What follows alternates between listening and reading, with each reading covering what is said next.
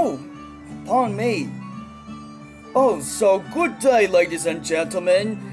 This is Blurigachimus, and today, this is the next episode of RDR2 Horse and Fox. And today, this magnificent beauty of a horse that we are going to be covering today is the Shire. And as y'all can hear, I've got some Kevin MacLeod fiddles McGinty playing just to fit in with the whole vibe and the aura of the horse.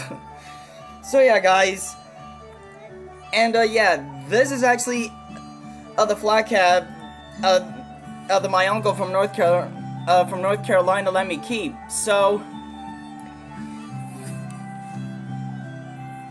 the person who suggested this horse, of which I will find his name and I'll put his name down in the description below. So anyway, without further ado, let's get started on the Shire.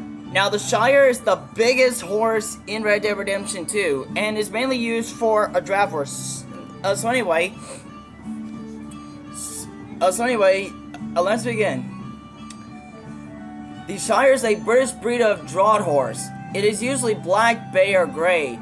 It is a tall breed, and Shires have at various times held world records both for the largest horse and for the tallest horse, which is actually true.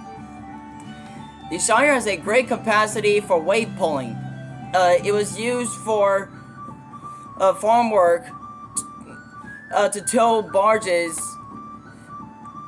at a time when the canal system was the principal means of goods transport, and as a cart horse for road transportation. One traditional use was for pulling brewers' drays for delivery of beer, and some are still used in this way. Others are used for forestry, for riding, and for commercial promotion, which I have no idea what that is. The Shire breed was established. Pardon me. The Shire breed was established in the mid-18th century, although its origins are much older. A breed society was formed in 1876, and in 1878, the first stud book was published. In the late 19th century, in the late 19th and early 20th centuries, there were large numbers of Shires, and many were exported to the United States.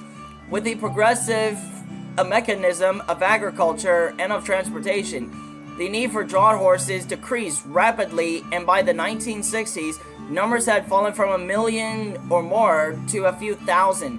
Numbers began to increase again from the 1970s, but the breed is still considered at risk by the Rare Breeds Survival Trust. Outside the United Kingdom, there are stud books and breed associations in Australia, the United States, and Canada. Now, this is actually,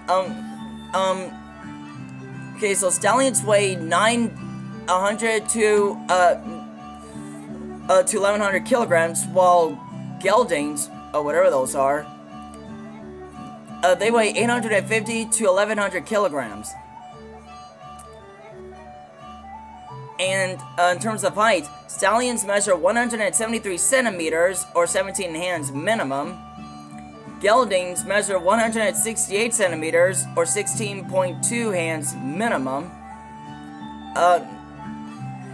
And mares stand 163 centimeters, or 16 hands tall minimum. Their colors are bay, black, brown, or gray. Their distinguishing features, God, I can't even say that, are their large size, broad conformation, and feathered legs, which is basically all of the extra hair that's on their feet. So, now on to my favorite part of this, the history. The Watson were used for most farm work into the 18th century. Horses fit for the dray, the plow, or the chariot, quote unquote, were on sale at Smithfield Market in London as early as 1145. God. The English Great Horse was valued during the region of Henry v. III, whichever Roman numeral that is, when stallions measuring less than 15 handfuls could not be kept, but the increasing role of gunpowder brought an end to the use of heavy horses in battle. Oliver Cromwell's cavalry favored lighter, faster mounts, and the big horses began to be used for draught work instead.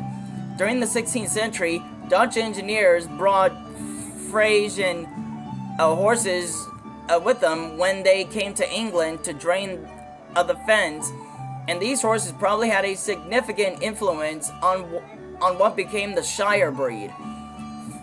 From this medieval horse came an animal called the Old English Black Horse in the 17th century. The Black Horse was improved by the followers of Robert Bakewell of Dishley Grange in Leicestershire, resulting in a horse sometimes known as the Bakewell Black. Bakewell imported 6 Dutch or Flanders mares, a notable since breeders tended to concentrate on improving the male line. 2 different types of black horses developed, the Fen or Lincolnshire type and the Leicester or Midlands type. The Fen type tended to be larger, with more bone and extra hair, while the Midlands type tended to have more endurance while being of a finer appearance. The term Shire horse was first used in the mid-17th century, and incomplete records begin to appear near the end of the 18th century. The Packington Blind Horse from Leicestershire, I cannot even say that right, is one of the best known horses of the era, with direct descendants being recorded from 1770 and 1832. This horse is usually recognized as the foundation stallion for the Shire breed, and he stood at stud from 1755 to 1770. During the 19th century, Shires were used extensively as cart horses to move goods from the docks through the cities and countryside. The rough roads created a need for large horses with extensive musculature. I think that's how I said. In 1878, the English Cart Horse Society was formed, and in 1884 changed its name to the Shire Horse Society. The society published a stud book with the first edition in 1878, containing 2,381 stallions and recorded dating back to 1770. Between 1901 and 1914, 5,000 shires were registered each year with the society. The first shires were imported to the United States in 1853, with large numbers of horses being imported in the 1880s. The American Shire Horse Association was established in 1885 to register and promote the breed. The shires soon became popular in the United States, and almost 4,000 shires were imported between 1900 and 1918. Approximately 6,700 shires were registered with the U.S. Association between 1909 and 1911. Around the time of the Second World War, increasing mechanism and strict regulations on the purchase of livestock feed reduced the need for and ability to keep draught horses. Thousands of shires were slaughtered and several large breeding studs closed. The breed fell to its lowest point in the 1950s and 1960s, and in 1955, fewer than 100 horses were shown at the annual British Spring Show. God, that's sad. In the 1970s, the breed began to be revived through increased public interest. Breed societies have been established in the United States, Canada, the Netherlands, France, and Germany. And in 1996, the first World Shire Horse Congress was held in Peterborough. The first use within the breed of artificial insemination through frozen semen was with several Australian mares in 1997. That's a bit awkward. Between the 1920s and 1930s and today, The Shire's changed in conformation. The Clydesdale was used for crossbreeding in the 1950s and 1960s, which changed the conformation of the Shire and most notably changed the feathering on the lower legs from a mass of coarse hair into the silky feathering associated with modern Shires. At the peak of their population, Shires numbered over 1 million. In the 1950s and 1960s, this number declined to a few thousand. In the United States, the Shire population dropped significantly in the early part of the 20th century and continued to decline in the 1940s and 1950s. Between 1950 and 1959, only 25 horses were registered in the United States. However, numbers began to increase, and 121 horses were registered in the U.S. by 1985. The National Shire Horse Ring Show is held annually and is the largest Shire show in Great Britain. The conservation status of the Shire is listed by the Rare Breed Survival Trust as at risk, meaning that population numbers are estimated to be under 1,500 head. In the United States, the Livestock Conservancy lists it as critical, while the Equus Survival Trust calls it vulnerable. Wow, so this breed was actually close to extinction. But thank God it's still here. But next up, the characteristics of this big, magnificent, majestic beauty of a horse. Sorry, I had to do that. Shire stallions may be black, bay, brown, or gray. They may not be roan or have large amounts of white markings. Mares and geldings may be black, bay, brown, gray, or roan. In the UK, stallions may not be a chestnut, but the color is allowed by the US Association. The average height at the withers of grown stallions is about 173 centimeters or 17.2 hands, with a minimum of 173 centimeters or 17 hands. Geldings should stand at least 168 centimeters or 16.2 hands, and mares no less than 163 centimeters or 16 hands. Weight ranges from 850 to 1,100 kilograms, or 1,870 to 2,430 pounds. That's over 2 tons.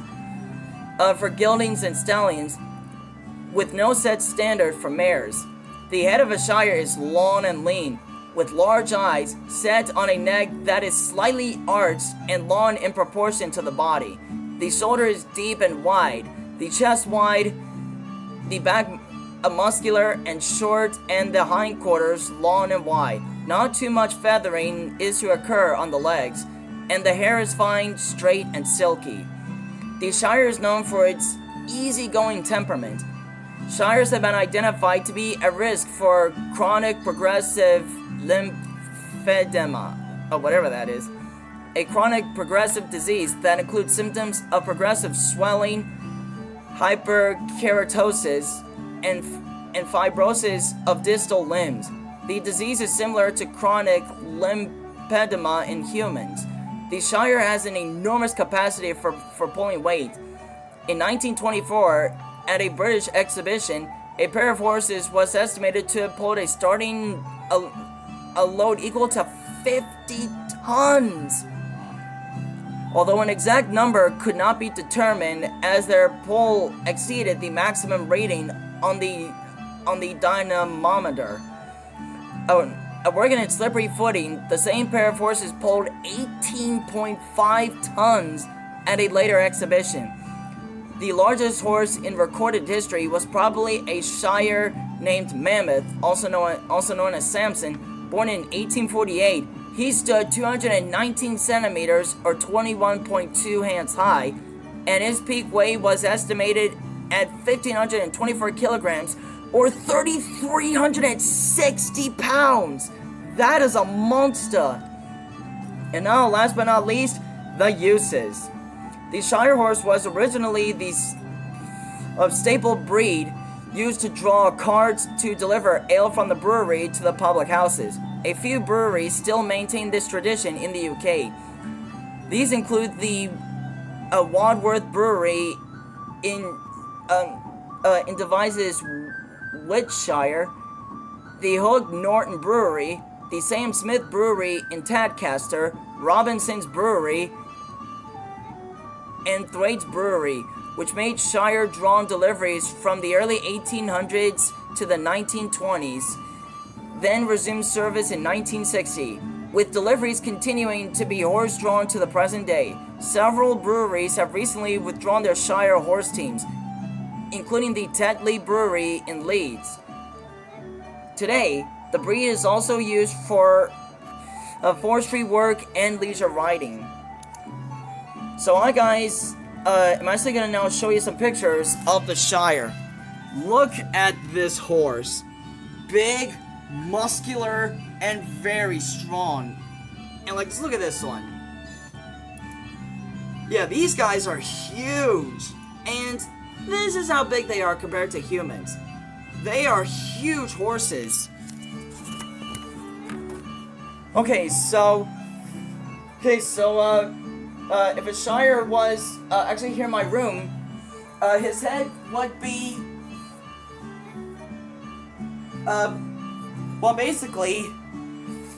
his head would basically just go through my roof. Like, that's how big Shires are. They are big and very, very strong. So basically, give this horse any task, and whether you put it with I don't know, like 4, 5, or 6 other horses, it's still gonna get the job done. Like, this horse is strong, and it's not gonna take no for an answer.